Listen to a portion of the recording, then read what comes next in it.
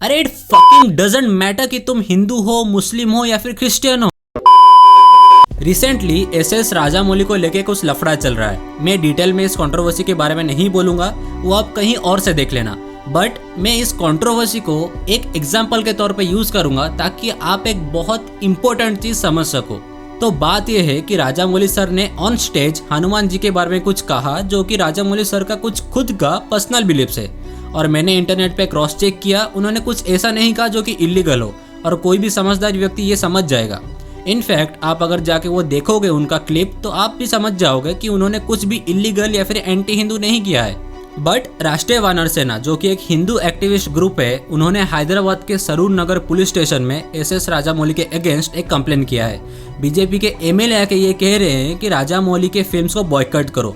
विश्व हिंदू परिषद के spoke person भी उन्हें क्रिटिसाइज कर रहे हैं। मुझे नहीं पता आगे जाके राजामौली सर को कन्विट किया जाएगा या नहीं, बट मैं इन लोगों से और इनको सपोर्ट करने वाले जनता से ये पूछना चाहूंगा कि सीरियसली तुम लोगों को क्या बस यही सब टॉपिक्स मिलते हैं एकजुट होकर लड़ने के लिए? अरे इट फकिंग डजंट मैटर कि तुम हिंदू हो, मुस्लिम हो या फिर क्रिश्चियन हो, and the only thing which matters is that you are a human and an Indian. और एक इंडियन एंड एक इंसान होने के नाते तुम्हारा ये फर्ज बनता है कि तुम सबसे पहले अच्छे स्टैंडर्ड ऑफ लिविंग के लिए लड़ो।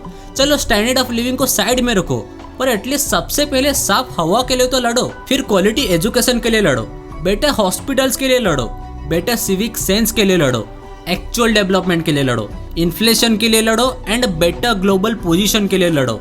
और फिर जाके जब तुम इन सारी लड़ाइयों में जीत के अपने घर पे टांग के ऊपर टांग फैला के बैठोगे, और तब जब तुम्हारे दिमाग में ये टेंशन नहीं होगा कि अरे मुझे अपने बच्चों को प्राइवेट स्कूल में डालना पड़ेगा अच्छे एजुकेशन के लिए, अरे प्राइवेट हॉस्पिटल जाना पड़ेगा इलाज के लिए, अरे महंगाई इतना बढ़ रहा है कि कल को मैं 2 वक्त की रोटी कहाँ से खाऊंगा, जब ये सब टेंशन ना हो अपने दिमाग में, तब जाके अपने धर्म को बचाने के लिए लड़ना। और अगर तुम लोग ऐसे ही इंसानियत और देश के ऊपर अपने धर्म को रखोगे एंड सोसाइटल लेवल पे धर्म को प्रायोरिटी दोगे, then I am sorry to say that, but आप लोग जानवर की तरह ही मरते रहोगे।